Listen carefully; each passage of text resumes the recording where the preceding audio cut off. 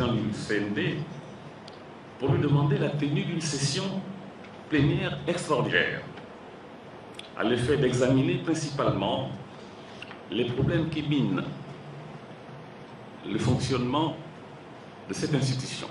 Nonobstant la posture actuelle du CND qui est suffisamment sombre et morose, Maître Séraphin Daourimbogo a dit ceci. Je m'abstiendrai personnellement de commenter l'évocation systématique de la crise économique et de l'ajustement structurel induit, avancé si souvent par les grands argentiers pour expliquer la pénurie des moyens de fonctionnement. La crise économique est indéniable et la dette publique astreignante. Chacun en convient. Mais, quand même, l'opinion publique observe que notre pays sous-peuplé affiche néanmoins un budget de plusieurs milliers de milliards.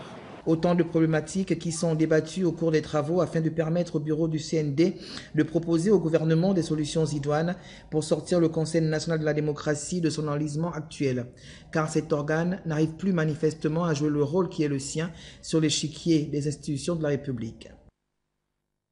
Le Premier ministre chef du gouvernement, Julien Kogué-Bekale, qui a pris part à cette première session extraordinaire du CND, avait lors de sa déclaration de politique générale devant les députés à l'Assemblée nationale évoqué les questions transversales qui engagent la vie de la nation. Jacques Fourier-Mangumba Malulu, Michel John Boudécan. C'est le moins que l'on puisse dire, les questions de santé, d'éducation, d'eau, d'électricité, de routes et bien d'autres qui touchent le vécu des populations ont été passées au crible par Julien Kogué-Bekale. Fidèle à sa politique de pragmatisme, le chef du gouvernement a mis l'accent sur 3 grands axes en vue de répondre aux préoccupations majeures de ses concitoyens. Il s'agit de la mise en œuvre des réformes nécessaires pour redresser notre économie, le vivre ensemble et la disposition du gouvernement à la concertation avec la classe politique. Sur ce dernier point, le Premier ministre a été clair. Sur les orientations de M. le Président de la République, chef de l'État, son Excellence Ali Bongo Ondimba, le gouvernement que j'ai l'honneur de diriger reste ouvert à la concertation permanente avec toute la classe politique de notre pays. Le temps est venu pour ceux qui ont cessé de se parler de réapprendre à le faire. Le temps est venu pour ceux qui ont pris l'habitude de s'éviter, recommencent à toute sincérité à se regarder à nouveau. À se regarder, sinon en toute fraternité, du moins en toute considération. Le temps est venu pour que ceux qui ont pensé avoir pour seule raison acceptent avec humilité d'avoir la considération pour ceux qui n'ont un temps, à tort, voué aux gémonies. Sachons tourner courageusement les pages sombres du passé pour construire ensemble un Gabon de l'union de ses fils et filles, un Gabon du travail, un Gabon de la justice. À toutes fins utiles, le Conseil national de la démocratie, régulateur de la vie politique, dont la mission cardinale est la consolidation de la démocratie, est chargé de promouvoir un consensus autour des questions cruciales d'intérêt national. Cette vision fortement impulsée par le chef de l'État, Ali Bongo Ondimba, vient là dissiper les spéculations, les supputations et toute forme d'interrogation. Au Palais Léomba, siège de l'Assemblée nationale, les élus du peuple sont en atelier d'imprégnation du travail parlementaire, l'objectif étant de permettre aux honorables députés de maîtriser leur environnement professionnel. Julia Fleur Odembe, Valérie Charles Poulangoy pour les détails. Permettre aux nouveaux députés de s'imprégner sur leur rôle, leurs droits et obligations d'une part, renforcer les capacités des anciens d'autre part, c'est l'objectif visé par cet atelier initié par les membres du bureau de l'Assemblée nationale. 48 heures durant, les élus du peuple ainsi que les cadres des services législatifs vont être outillés à travers des exposés animés par des experts en la matière afin d'améliorer le travail parlementaire. Il s'agissait de voir ici d'abord la procédure législative, c'est-à-dire l'ensemble des différentes étapes, mais aussi des règles qui s'appliquent, de l'initiative de la loi, son examen dans les deux chambres, à son application, c'est-à-dire à son entrée en vigueur. Au cours de ces travaux, les participants ont suivi avec une attention particulière plusieurs autres thèmes développés par des panélistes, à savoir les relations entre l'Assemblée nationale et les institutions constitutionnelles, l'évaluation des politiques publiques et enfin les immunités parlementaires, autant de sujets qui ont enrichi les débats à la satisfaction des exposants. Nous avons eu à débattre sur un certain nombre de points, notamment sur la pratique de ces différentes procédures, et on a constaté qu'effectivement, si le législateur n'initie plus suffisamment de lois, mais on constate qu'il se rattrape en quelque sorte au niveau du droit d'amendement, qui constitue un point fort. Au niveau des différentes commissions, on constate que les textes ne ressortent plus du Parlement dans l'état où ils sont entrés. À l'issue de ces assises, les honorables députés connaîtront mieux l'Assemblée nationale en tant qu'environnement professionnel. Conformément à l'article 41 de la Constitution, les sénateurs gabonais reprennent du service le 1er mars 2019 avec la première session ordinaire. Les travaux seront dirigés par le président de cette institution, Lucie Milebou Obousson, épouse Mboussou.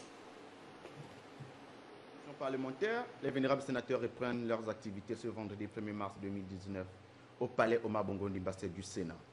Et ce, conformément à la Constitution de la République gabonaise, qui stipule à son article 41 que la première session ordinaire s'ouvre le premier jour ouvrable du mois de mars et devra durer jusqu'au dernier jour ouvrable du mois de juin.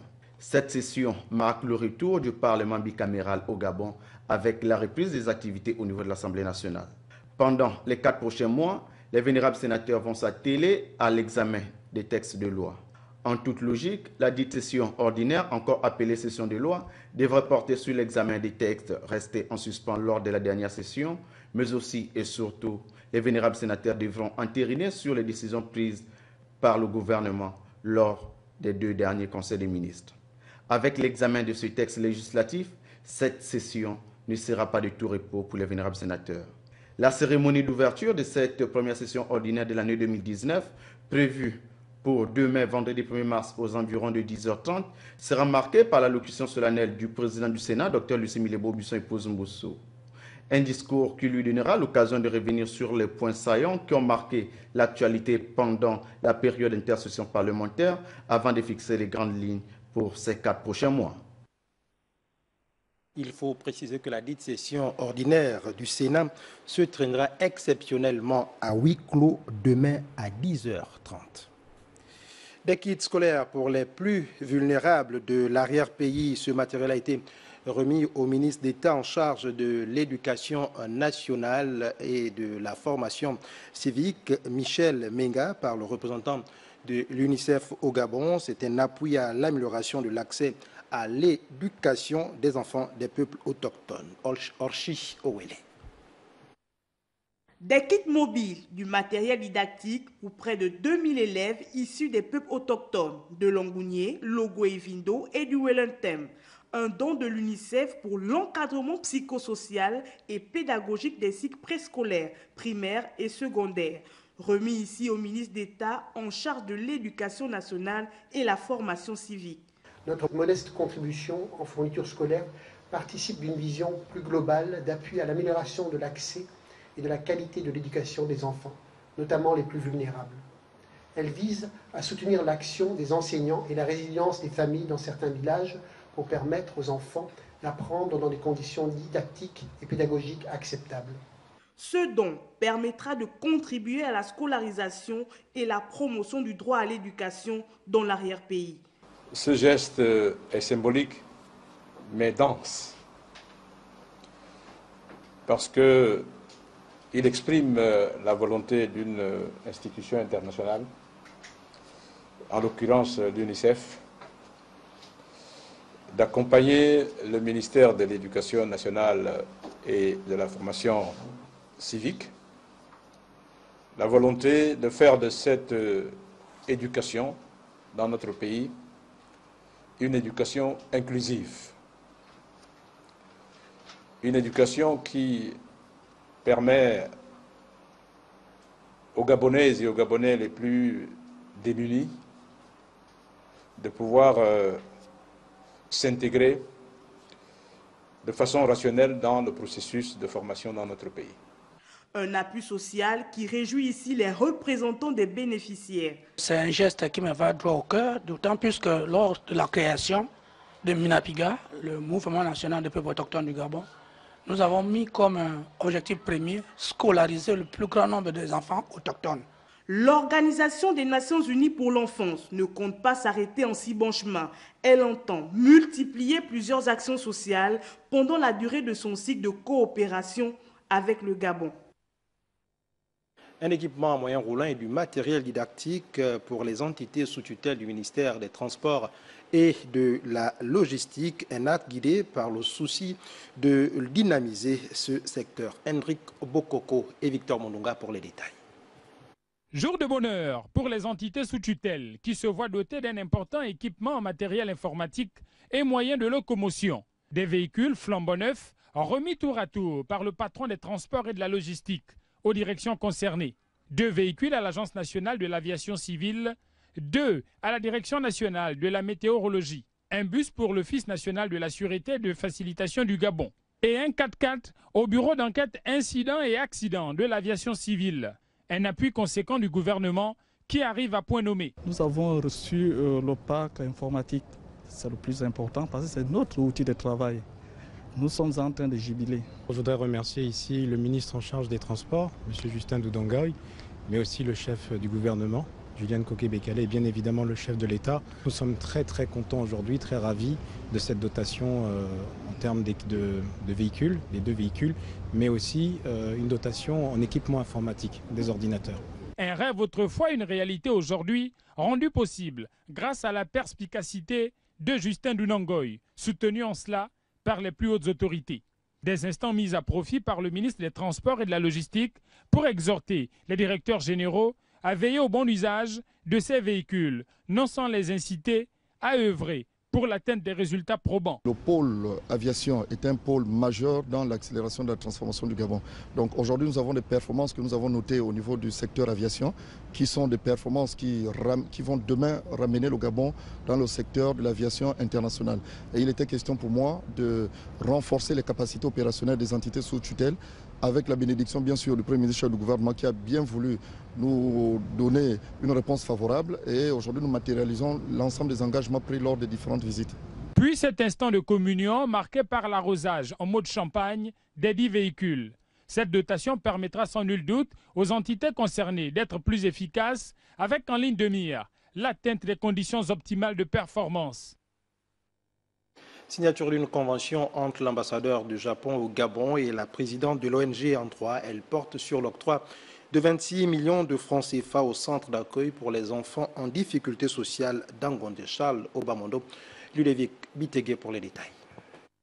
Cette belle cagnotte, débloquée par la coopération nippone au profit du centre d'accueil des enfants en difficulté sociale d'Angonje, devra servir à l'équipement de 3 dortoirs, d'un réfectoire, d'une salle de cours ainsi que d'une bibliothèque.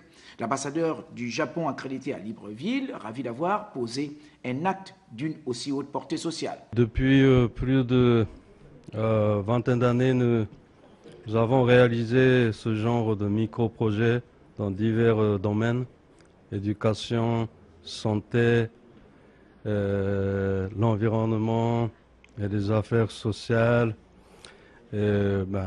Aujourd'hui, par exemple. La signature de cette convention résulte de l'aboutissement des négociations rondement menées par l'ONG en droit, initiatrice du projet. Une très grande fierté, un soulagement, parce qu'on a travaillé sur ce projet pendant 1 an avec l'ambassade du Japon et nous sommes très heureux, mon ONG et moi, de pouvoir avoir fait cette signature aujourd'hui et de procéder rapidement à l'effectivité de ce don-là. Pour le département de tutelle, quoi de plus important que d'améliorer les conditions de vie et d'apprentissage des pensionnaires d'Angonje? Je veux dire que le centre n'accueille pas que les enfants gabonais. Le centre accueille également des enfants victimes de traite. Et ces enfants nous viennent des pays amis, C'est pour cela que vous voyez les ONG se mobiliser et il est question ici d'une chaîne de solidarité nationale. Le texte paraphé s'inscrit dans le cadre du programme de coopération bilatérale dénommé les dons aux micro-projets locaux contribuant à la sécurité humaine. En visite au Gabon depuis quelques jours, Jérémy Mouyokani, le gouverneur du district 91-50 du Rotary International, a eu une séance de travail avec Tony Ondomba, le ministre en charge de l'eau et de l'énergie. Plus de détails avec Guy Frendongobian et Prestine Goeman. Troisième des 6 axes stratégiques du Rotary International, l'accès à l'eau potable était au cœur des échanges entre Tony Ondomba, le ministre en charge de l'eau, et cette délégation rotarienne conduite par Jérémy Mouyokani, le gouverneur du district 91-50. Nous sommes contents des initiatives prises par le Rotary. Nous pouvons également vous marquer à nouveau notre disponibilité et notre accompagnement chaque fois que nous le pourrons pour que ensemble nous puissions voir des projets se concrétiser. Cette séance de travail a pour objectif de susciter un partenariat avec le gouvernement pour des actions sociales en faveur des populations. Nous avons échangé sur la place des Rotary Club dans ce pays, ici au Gabon, et sur, je dirais, cette offre de services que nos clubs peuvent apporter. Je dirais dans une perspective beaucoup de partenariat entre les Rotary Club et le ministère notamment en charge de l'eau. Le Rotary Club Libreville Sud compte rétablir l'adduction d'eau dans un établissement scolaire, un projet soumis au ministre. Autre projet est celui de l'acheminement de l'eau au niveau d'un établissement scolaire qui est le lycée Don Bosco. Nous avons fait demandé un devis pour pouvoir savoir combien coûterait la réhabilitation des tuyauteries qui acheminent l'eau vers ce lycée. Notre projet est de réhabiliter l'acheminement de l'eau jusqu'au lycée et également donc d'augmenter la pression d'eau au niveau de ce lycée. La facture étant assez élevée, nous aimerions avoir une aide pour pouvoir régler les travaux de ces tuyauteries et ensuite le Rotary fera le reste. Des installations des cuves dans des quartiers et des hydrauliques villageoises sont également des projets en cours de réalisation. Remise officielle du catalogue de la FENATAG, la Fédération des transformateurs des produits agricoles du Gabon. Cette cérémonie qui s'est déroulée au siège de la FAO a vu la présence de 2 membres du gouvernement. Le compte rendu de Marie-Jo Moussamondio.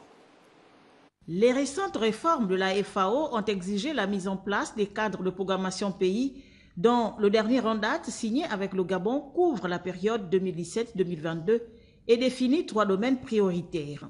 Le renforcement de la gouvernance institutionnelle et des capacités nationales, la gestion durable des ressources naturelles et le développement des chaînes de valeur durables dans l'agriculture, l'élevage, la forêt, la pêche et l'aquaculture. Ces catalogues montrent aux yeux du monde la volonté de l'FAO et du gouvernement gabonais à travailler main dans les mains afin de développer le secteur agricole. Pour le gouvernement de la République, aucune nation ne peut prospérer pendant longtemps si les politiques publiques mises en place au profit du peuple ou l'aide multilatérale reçue à cette fin ne favorisent uniquement que ses membres les plus prospères. Le développement des activités génératrices de revenus fait partie intégrante de la stratégie de développement humain en vue d'éradiquer la pauvreté dans notre pays. Ce développement ne peut se faire efficacement qu'à travers l'accès au financement bancaire du monde associatif. Nous allons aujourd'hui tout faire en ce qui concerne le ministère de l'Agriculture et je pense l'ensemble du gouvernement pour dynamiser encore plus cette collaboration avec la FAO et de faire en sorte que l'ensemble des Gabonaises et des Gabonais puissent profiter des politiques publiques que nous mettons en œuvre. La présidente de cette plateforme estime que la remise officielle du catalogue de la FENATAG est la matérialisation du savoir-faire de ses membres et partant de l'appui multiforme obtenu du gouvernement gabonais par le biais des ministères de l'Agriculture, des petites et moyennes entreprises et des petites et moyennes industries, sans oublier son partenaire privilégié, la FAO. possible rupture dès la semaine prochaine des antirétroviraux dans les structures de prise en charge du pays. Un point de presse a été organisé à cet effet par Global Fund Advocate. Annick Onkassa et Cédric Zengdo pour les détails. Les médicaments de lutte contre le paludisme, le VIH-Sida, la tuberculose en rupture dès la semaine prochaine dans les services de prise en charge du pays. Une information relayée et débattue au cours de ce point de presse. Concernant la rupture, c'est un danger parce que quand tu es dans la rupture, tu es en première ligne, au finish, tu serais basculé pour aller en deuxième ligne et ça ferait vraiment des grosses dépenses pour l'État. Donc, il faille quand même essayer de voir au niveau des ruptures, parce que nous vivons à chaque fois avec des ruptures des antirétroviraux. Pour remédier à la situation et trouver au plus vite des ressources afin de renforcer le système de santé d'ici à 2023, le message a été porté au sommet de l'État et des partenaires du Gabon. Nous avons ainsi réussi à ce jour à toucher une trentaine de personnalités du pouvoir exécutif, législatif, des partenaires bilatéraux et multilatéraux. Notre démarche a connu son point d'orgue avec l'audience que nous a accordée M. le vice-président de la République, qui, en l'absence du président de la République, chef de l'État, s'est montré attentif à la gravité de la situation et à la croisade de la plateforme GFAN Gabon que nous conduisons.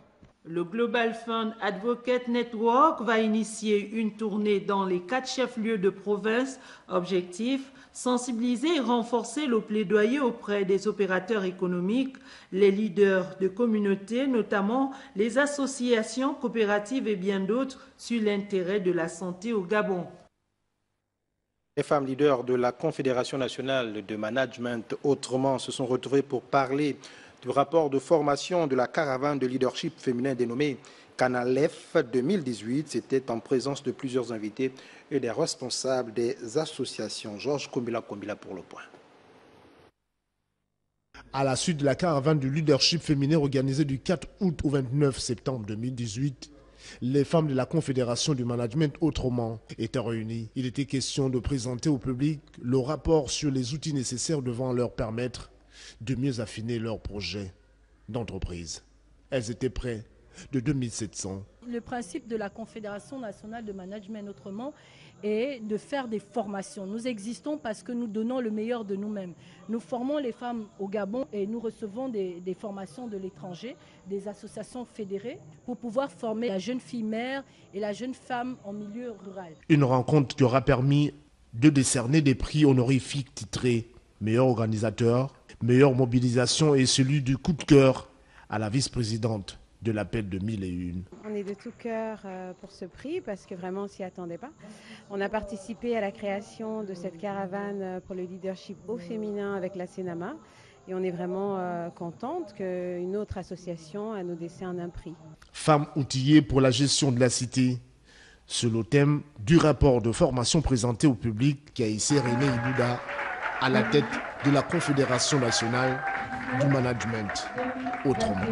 Sentiment de satisfaction, mais de réelle implication. Sur mes épaules aujourd'hui pèse non seulement le poids de notre confédération, mais également celui de pouvoir faire vulgariser l'image et le leadership féminin au Gabon, l'autonomisation de la femme gabonaise, ce pourquoi nous œuvrons et nous nous battons au sein de la CENAMA. Le 8 mars prochain, dans le cadre de la Journée internationale de la femme, le cinéma sera du côté du Wellington pour encadrer d'autres femmes dans l'entrepreneuriat. C'est au cours de cette soirée gala organisée dernièrement par le groupe Eramet à Libreville, soirée à laquelle prenait part le président directeur général du groupe et le vice-président de la République gabonaise, que le représentant général est revenu sur la bonne santé de l'entreprise et les défis à venir, conforte Olga Okenkali et Arnaud Dassismenke. Le groupe Eramet, nouvelle formule, nouveau logo et donc nouvelle vision avec un tout nouveau représentant général qui considère d'ailleurs la visite du président directeur général comme étant un nouveau départ dans le développement du partenariat du groupe au Gabon.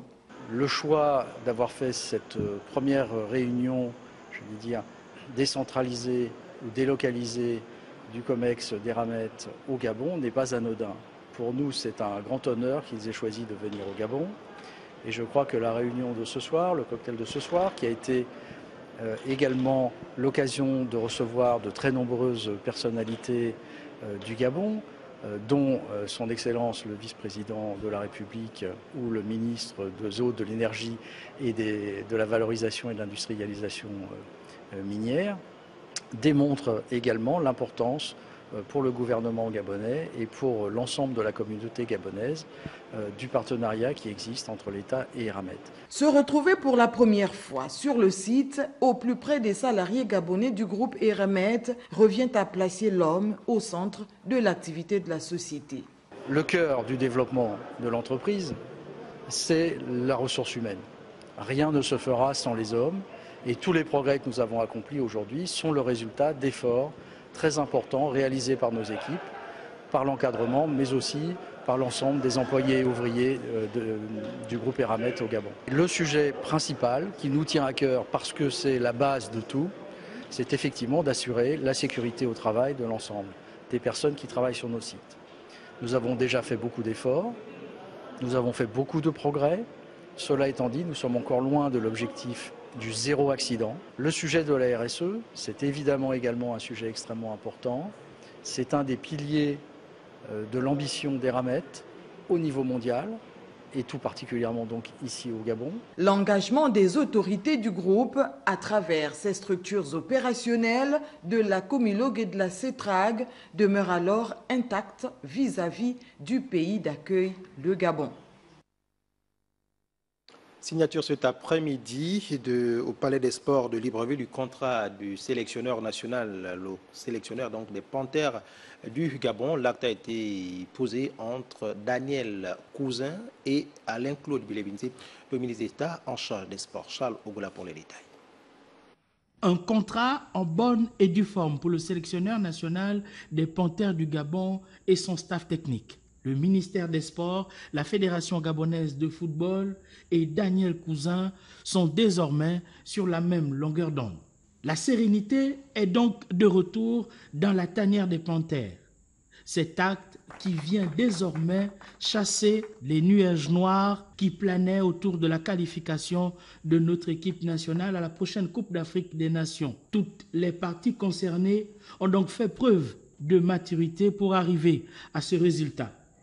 Le montant du contrat n'a pas été révélé, mais Daniel Cousin et son staff technique sont à la tête des Panthères du Gabon jusqu'à la fin de la CAN 2019, si bien évidemment le Gabon est qualifié. Autrement dit, l'aventure de Cousin et son staff technique prendrait fin au coup de sifflet final de la rencontre du 22 mars prochain à Bujumbura, Burundi, Gabon. Mais l'espoir qui renaît aujourd'hui à l'issue de cet acte traduit une prise de conscience et une ferme volonté du ministère des Sports, de la FEGAFOOT et du staff technique national de voir notre équipe nationale obtenir son ticket pour l'Égypte 2019. Le linge sale a donc été lavé en famille, place maintenant à la mutualisation des énergies pour atteindre l'objectif fixé. Mesdames et messieurs, merci à vous d'avoir été des nôtres ce soir. C'est la fin de ce journal. Bonne suite des programmes à tous sur Gabon Première. À demain à 20h, s'il plaît. Adieu. Au revoir.